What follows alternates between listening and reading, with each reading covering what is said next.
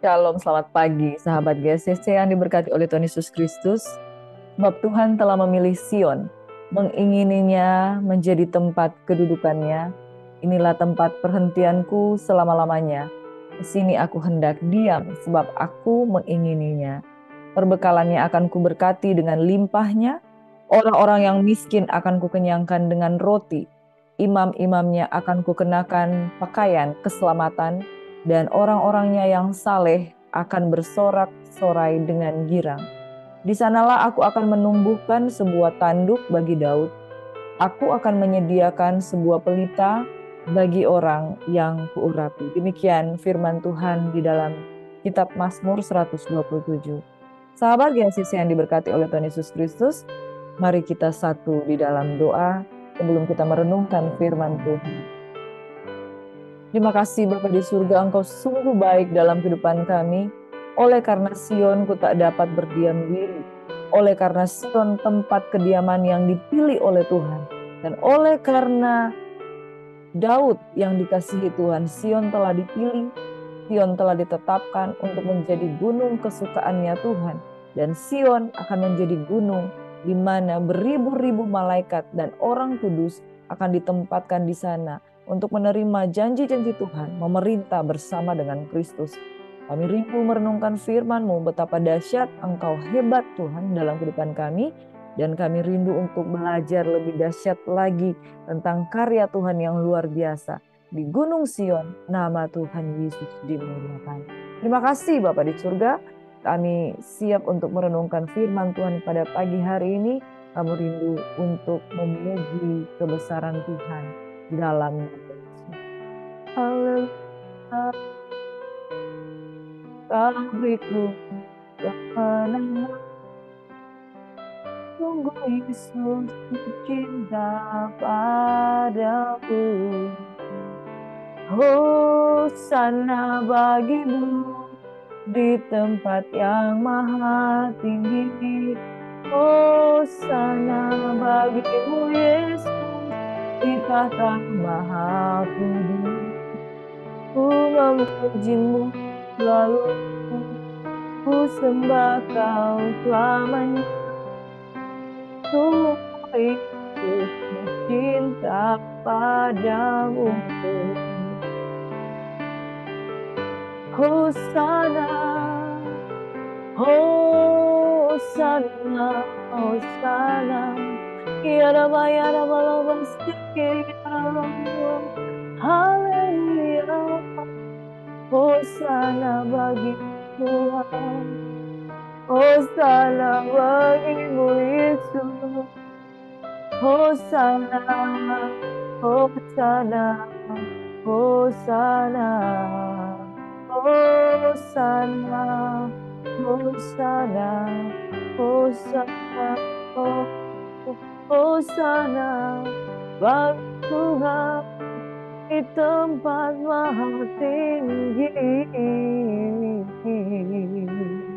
Hosana, haleluya.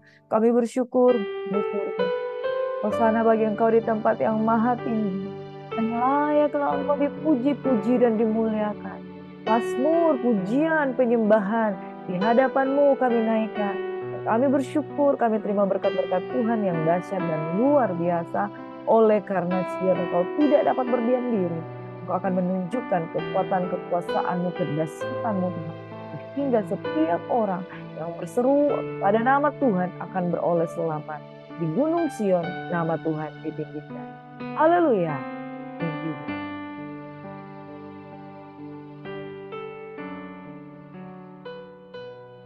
Amin. Kami tidak takut Bapa, oleh karena Tuhan yang ada di pihak kami. Sekali lagi shalom, selamat pagi sahabat GSIS yang diberkati oleh Tuhan Yesus Kristus. Nafas hidup kita ditentukan oleh Tuhan. Dan pagi hari ini ada sukacita yang luar biasa saat kita naik ke gunung Tuhan. Dengan bersyukur memuji kebesaran Tuhan. Jangan lupa untuk baca renungan firman Tuhan 5 pasal per hari.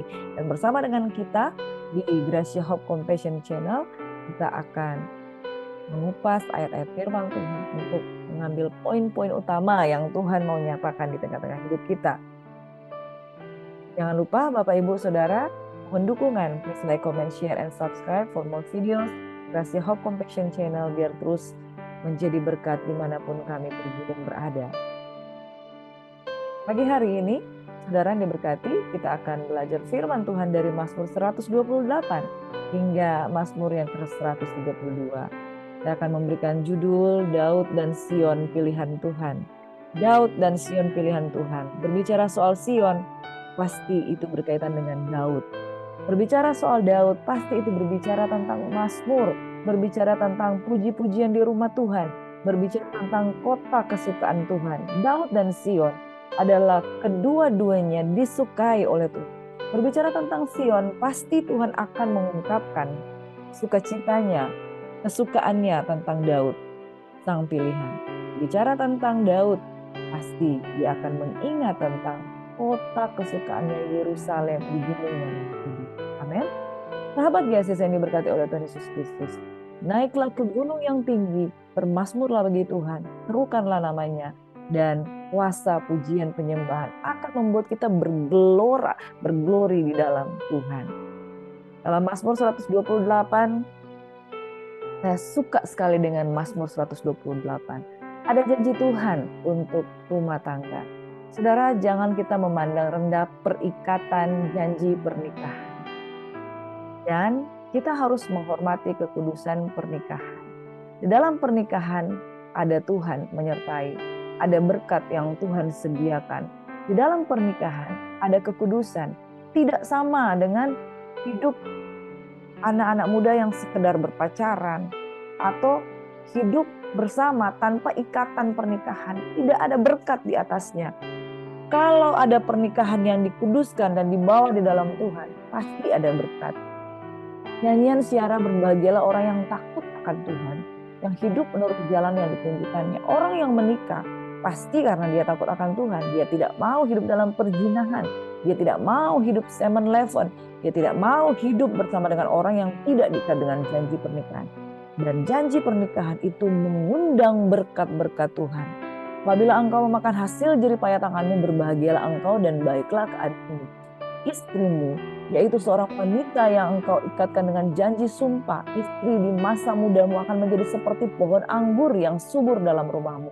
Anak-anakmu akan menjadi anak-anak yang diberkati seperti tunas pohon zaitun sekeliling mejamu. Saudara tahu apa arti pohon zaitun? Pohon zaitun itu adalah pohon yang bisa hidup, bahkan ada bisa hidup panjang, bahkan ada pohon zaitun yang umurnya sudah 2000 tahun, saudara. Amazing, dia sudah menyaksikan kegairahan orang-orang yang mengenal Tuhan. Oleh karena zaitun ini adalah daunnya bisa dipakai untuk menjadi minyak ya, saudara.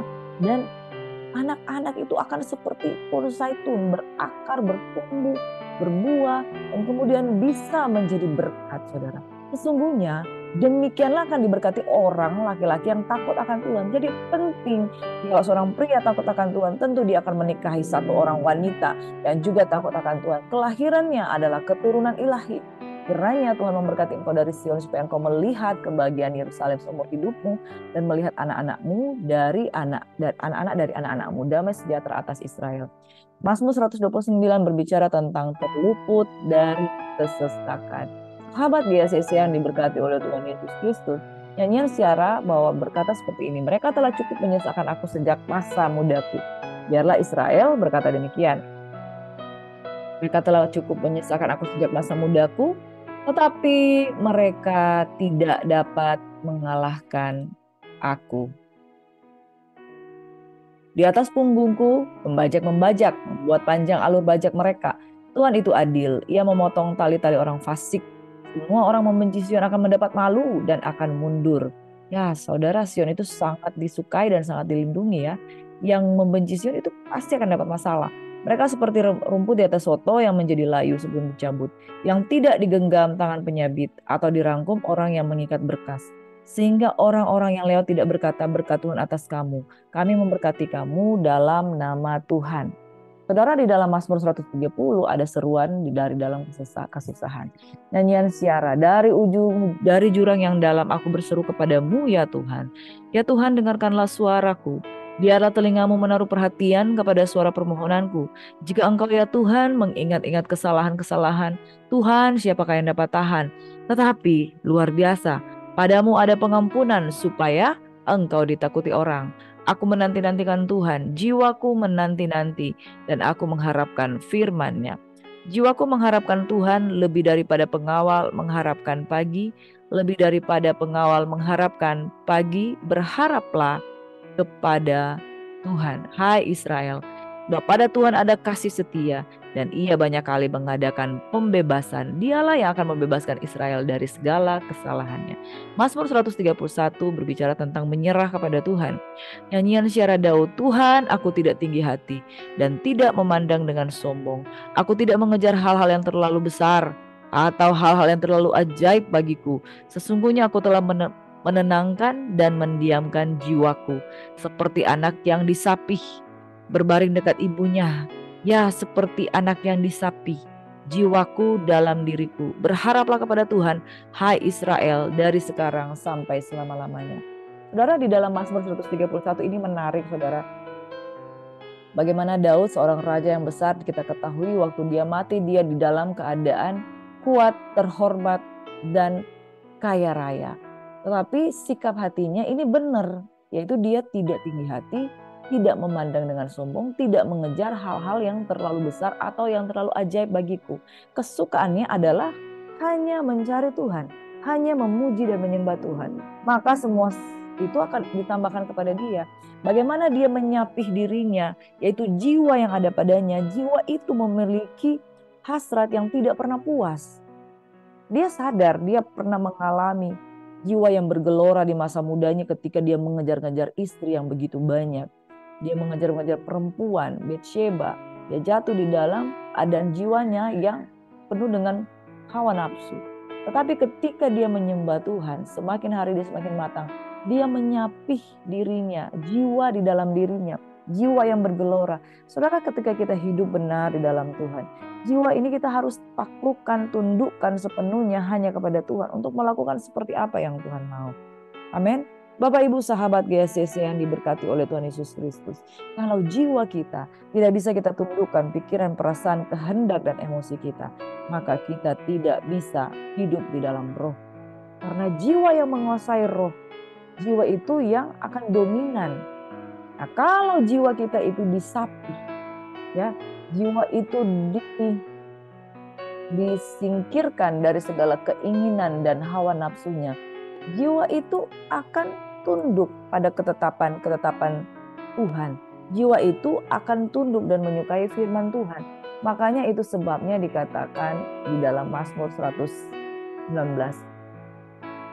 Jikalau aku tertindak itu baik, supaya aku belajar tentang ketetapan Tuhan. Amin, saudara. Bagaimana seseorang itu bilang bahwa tertindas itu baik supaya aku belajar ketetapan Tuhan.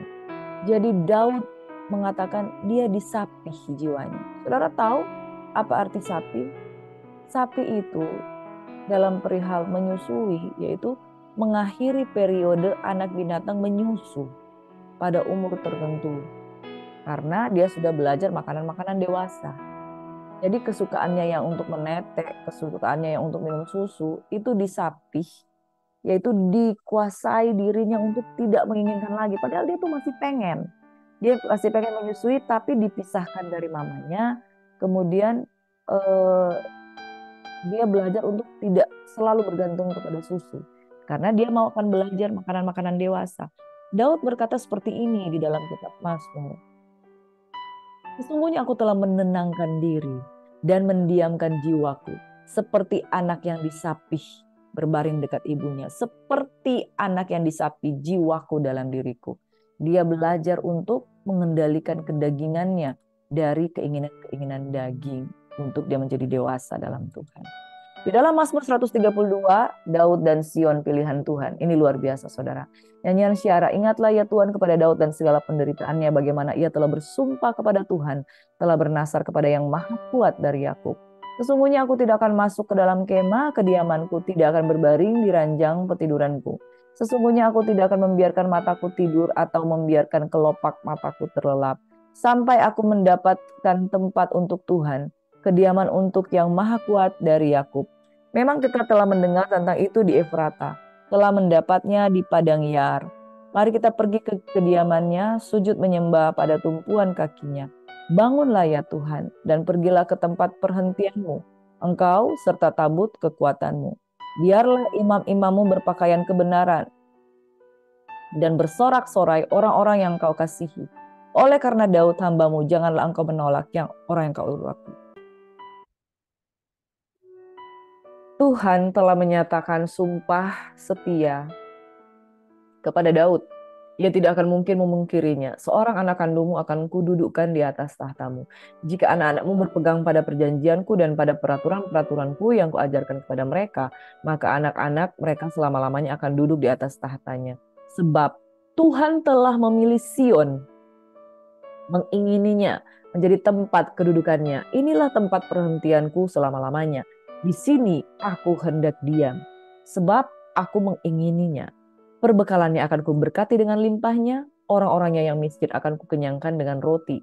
Imam-imamnya akan kukenakan pakaian keselamatan, dan orang-orangnya yang saleh akan bersorak-sorai dengan girang. Di sanalah aku akan menumbuhkan sebuah tanduk bagi Daud. Aku akan menyediakan sebuah pelita bagi orang yang kuurapi. Musuh-musuhnya akan kukenakan pakaian penuh malu, tetapi di atas kepalanya akan bersemarak mahkotanya. Saudaraku, Sion adalah tempat pilihan raja di atas segala raja. Dia mengingini Sion ini menjadi tempat kedudukannya. Bahkan dikatakan bahwa Sion lebih dipilih daripada gerbang-gerbang Yakub. Dan dikatakan inilah tempat perhentianku selama-lamanya. Ketika Daud menjadi seseorang yang membuat pujian mazmur yang menyenangkan hati Tuhan, berkenan di hadapan Tuhan. Bahkan tempat kediaman Daud itu menjadi kesukaan bagi Tuhan dan dipilih oleh Tuhan. Daud dan Sion adalah pilihan Tuhan untuk selama-lamanya. Saudara, apa perbedaan bait suci Daud dan bait suci Salomo? Bait suci Daud itu dibangun di Gunung Yerusalem, di Gunung Sion, di kota Yerusalem, dalam bentuk kemah, saudara. Makanya Daud itu tabutnya itu disebut pondok Daud. Di dalam Amos 9 ayat 11, pada hari itu aku akan mendirikan kembali pondok Daud yang telah roboh. Aku akan menutup pecahan dindingnya dan aku akan mendirikan kembali reruntuhannya. Aku akan membangunnya kembali seperti di zaman dahulu kala. Pondok Daud itu adalah bentuk kemah, bentuk pondok, tidak berbentuk permanen. Sementara bait suci yang termegah di abad kehidupan dari zaman Salomo itu dibangun dengan bahan permanen, bukan pondok. Daud itu dalam bentuk pondok, dalam bentuk kemah yang dibongkar pasang. Tetapi Salomo membangun bait suci dalam bentuk permanen, istana, bangunan yang kokoh kuat, saudara, yang terdiri dari lapisan emas. Perbedaan lokasi antara pembangunan bait suci Salomo dengan pondok Daud itu, pondok Daud didirikan di bukit di Gunung Sion di kota Yerusalem. Sementara bait suci Salomo didirikan di Bukit Moria, tempat di mana awal mula anak domba itu dipersembahkan menggantikan Ishak. Saudara, dan yang megah di antara kedua kemah ini adalah bait suci Salomo. Tapi yang diingat Tuhan adalah pondok Daud. Kisah Rasul 15 ayat 16 di perjanjian baru, Tuhan mengulang kembali, kemudian aku akan kembali dan membangunkan kembali pondok Daud yang telah roboh, dan reruntuhannya akan kubangun kembali dan akan kuteguhkan. Jadi yang Tuhan ingat adalah pondok Daud dan bukan Salomo. Salomo memang waktu dia mempersembahkan korban pertama, api Tuhan menyala, dia berkenan. Tetapi yang menjadi kesukaan adalah rumah yang terus dibangun dengan pujian, penyembahan, dan terus menerus. Karena Daud menempatkan penyanyi-penyanyi, pemuji-pemuji, dan kecapi itu dengan sebuah mazmur yang selalu dia taruh di bibir mulut mereka, selalu digaungkan. Jadi kenapa Sion adalah gunung pilihannya Tuhan? Karena Daud, saudara. Mengapa Daud dan Sion? 1 Raja-Raja 9 ayat 4, mengenai engkau, jika engkau hidup di hadapanku. Seperti Daud ayahmu, ini katanya kepada Raja Salomo, dengan tulus hati dan dengan benar, dan berbuat sesuai dengan segala yang kuperintahkan kepadamu, dan jika engkau tetap mengikuti segala ketetapan dan peraturanku, maka dia akan melakukan apa yang luar biasa bagi Salomo. Di dalam 1 Raja-Raja 11 ayat 38, dan jika engkau mendengar segala yang kuperintahkan padamu dan hidup menurut jalan yang kutunjukkan dan melakukan apa yang benar di mataku dengan tetap mengikuti segala ketetapan dan perintahku seperti yang telah dilakukan oleh hambaku Daud. Jadi patronnya adalah Daud, ukurannya adalah Daud, maka aku akan menyertai engkau. Dan aku akan membangunkan bagimu suatu keluarga yang teguh seperti yang kubangun bagi Daud, dan aku akan memberikan orang Israel kepadamu. Janji penyertaan Tuhan bagi Salomo adalah jikalau dia hidup seperti Daud, seperti Daud, seperti Daud, dan seperti Daud. Yesaya 62 ayat 1 dan 2. Oleh karena Sion, aku tidak dapat berdiam diri, dan oleh karena Yerusalem, aku tidak akan tenang, sampai kebenarannya bersinar seperti cahaya, dan keselamatannya menyala seperti sulu. Maka bangsa-bangsa akan melihat kebenaranmu, dan semua raja akan melihat kemuliaanmu, dan orang akan menyebut engkau dengan nama baru yang akan ditentukan oleh Tuhan sendiri. Engkau akan menjadi mahkota keagungan di tangan Tuhan, dan serban kerajaan di tangan Allahmu. Saudara yang diberkati, mengapa Daud? Karena Daud seorang yang berkenan. Dan mengapa Sion? Oleh karena Sion itu sudah dijanjikan Tuhan. Sion disukai karena Daud. Dan karena Daud, Sion itu menjadi pilihan. 2 Raja-Raja 19 ayat 30-31. Orang-orang yang terluput di antara kaum Yehuda, yaitu orang-orang yang masih tertinggal, akan berakar pula ke bawah dan menghasilkan buah ke atas. Sebab dari Yerusalem akan keluar orang-orang yang tertinggal, dan dari Gunung Sion orang-orang yang terluput. Dia cemburu Tuhan semesta alam akan melakukan hal ini. Dan pula di dalam Mazmur 78 ayat 60 hingga 70, dia menolak kemah Yusuf. Bayangkan saudara, di antara semuanya, kenapa Tuhan memilih Daud dan suku Yehuda dan Gunung Sion? Karena kemah Yusuf dan suku Efraim tidak dipilihnya. Padahal Yusuf dan Efraim itu mendapatkan berkat kesulungan. Tetapi perkenanan Tuhan ada di suku Yehuda oleh karena Daud. Oleh karena Daud, Gunung Sion dikasih. Oleh karena Gunung Sion dikasih dan Daud dari suku Yehuda, maka dia memilih suku Yehuda. Ia membangun tempat kudusnya setinggi langit, laksana bumi yang didasarkannya untuk selama-lamanya. Dipilihnya Daud, hambanya, diambilnya dia dari antara kandang-kandang kambing domba.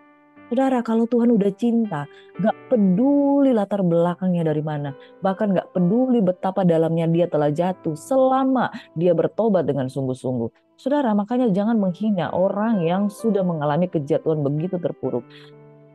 Dia jatuh begitu terpuruk, tetapi ketika dia bertobat, air matanya Tuhan tampung di kirbatnya. Orang itulah adalah orang pilihan. Tidak seperti ahli Farisi yang berkata, aku lebih baik daripada orang lain. Orang tidak akan dipilih.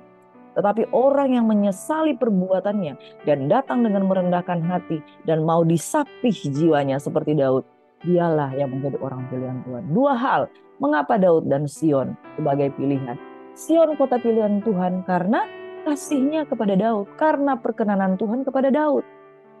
Yang kedua, Sion adalah dipilih menjadi kota Allah yang hidup, yang dijanjikan Tuhan, di mana ia akan datang sebagai raja di atas segala raja. Karena Daud, dia memilih Sion, dan karena Sion sudah dipilih, dia sudah menetapkan Sion menjadi kota Allah yang hidup. Mari kita baca ayat-ayat firman Tuhan sekarang. Ibrani 12 ayat 22. Tetapi kamu sudah datang ke Bukit Sion. Ini janji firman Tuhan yang sementara dalam penggenapan.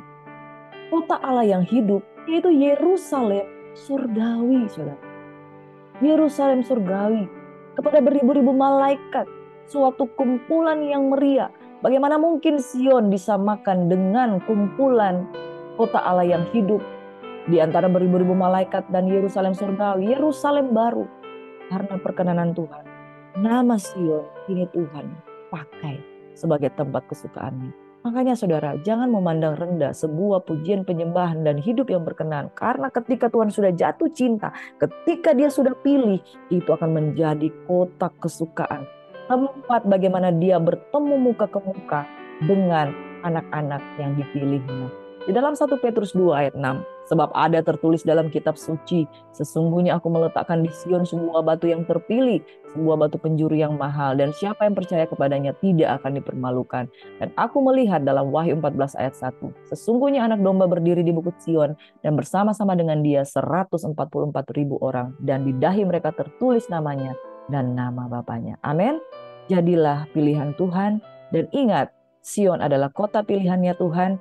Mari kita bergegas menuju rumah Tuhan. Jadi orang yang berkenan kepada Tuhan seperti Daud, pujian penyembahan selalu ada di bibir mulut kita. Maka kita akan menjadi kota kesukaan Tuhan. Mari kita satu dalam doa.